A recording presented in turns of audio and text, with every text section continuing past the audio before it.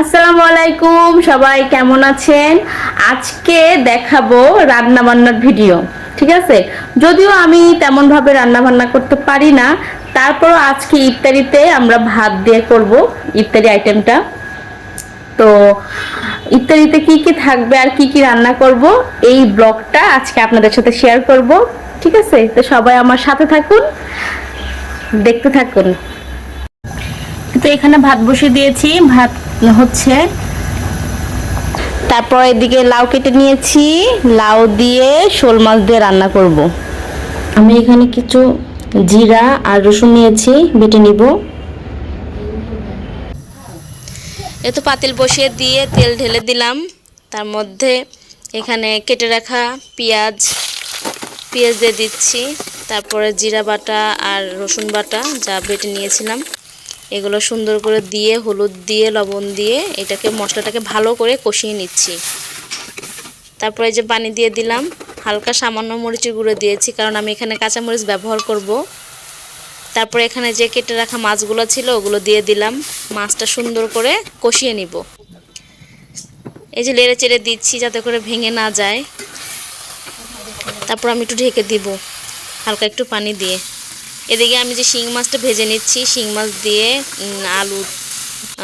পেঁয়াজ টমেটো দিয়ে ভুনা করব, এই জন্য আমি ভেজে নিচ্ছি। আর এদিকে আমার মাছ কষানি হয়ে গেছে, আমি উঠিয়ে নিচ্ছি। তারপরে এই যে কষানো যে মশলাটুকু আছে এর মধ্যে আমি লাউ ঢেলে দিয়ে আবার লাউটাকে ভালো করে কষিয়ে নিব। আমার শিং মাছটা আমি হালকা করে ভেজে নিয়েছি।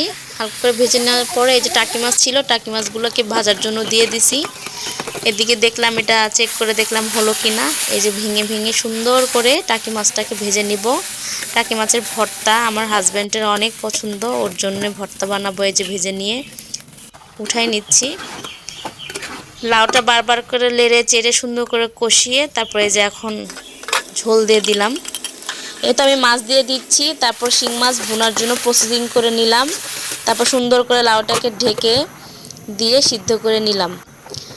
এদিকে আমি শিং মাছটা রান্না করে ফেলতেছি। আসলে সময় খুব কম ছিল, ইফতারের টাইম হয়ে গেছিল, এই জন্য খুব তাড়াতাড়িতে রান্নাগুলো শেষ করছি। এদিকে ভর্তা বেটে নিচ্ছি, মাছের ভর্তা। টাকি মাছের ভর্তা আসলে কার কার পছন্দ আমাদের মতো অবশ্যই কিন্তু কমেন্ট করে জানাবেন। দেখেন আমার ভর্তা হয়ে গেছে, এখন আমরা সবাই খেতে বসছি। দেখেন কি সুন্দর একটা কালার আসছে। এই যে আমি ভর্তা নিয়ে নিচ্ছি, ভর্তা দিয়ে তারপর খেয়ে দেখবো কেমন হয়েছে। এদিকে আমার হাজব্যান্ড, ওনাকে বলতেছিলাম খাবারের একটা রিভিউ দিতে, আসলে ওনার মন মতো হয়েছে কিনা।